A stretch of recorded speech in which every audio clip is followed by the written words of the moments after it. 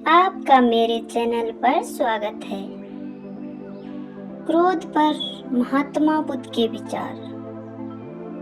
क्रोध को पाले रखना ऐसे है जैसे किसी और को नुकसान पहुंचाने की नियत से खुद जहर पीना। महात्मा बुद्ध कहते हैं कि जब हम क्रोधित होते हैं तो हम स्वयं को ही सबसे ज्यादा नुकसान पहुंचाते हैं। क्रोध हमारे मन की शांति, रिश्तों और बुद्धि को नष्ट कर देता है। इसलिए क्षमा और धैर्य को अपनाना ही बुद्धिमत्ता है। महात्मा बुद्ध के क्रोध पर विचार। क्रोध को पकड़ कर रखना जलते हुए कोयले को किसी और पर फेंकने की नियत से पकड़ने जैसा है। इसमें जलता केवल तुम ही है।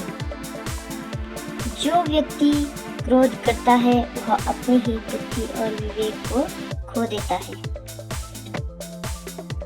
क्रोध को क्षमा से जीतो, बुराई को भलाई से, कंजूसी को दान से और झूठ को सत्य से। क्रोध उस आग की तरह है जो पहले खुद को जलाती है फिर दूसरों को। शांति पाने के लिए सबसे पहले क्रोध को त्यागो। क्रोध करने वाला व्यक्ति ना खुद शांत रहता है ना दूसरों को शांत रहने देता है। एक क्षण का क्रोध जीवन भर के पछतावे का कारण बन सकता है।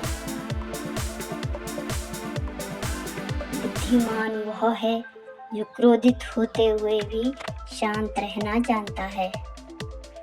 धैर्य से बढ़कर कोई तप नहीं और क्रोध से बढ़कर कोई शत्रु नहीं। क्रोध में लिए गए निर्णय जीवन को अंधकार में ले जा सकते हैं।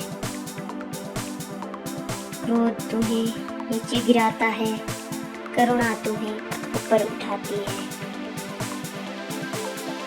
जो अपने क्रोध पर नियंत्रण नहीं रख सकता वह कभी स्वयं पर नियंत्रण नहीं पा सकता। मौन रहना क्रोध का सबसे प्रभावी उत्तर है। जब तुम क्षमा करना सीख जाते हो तभी तुम क्रोध को हारते हो।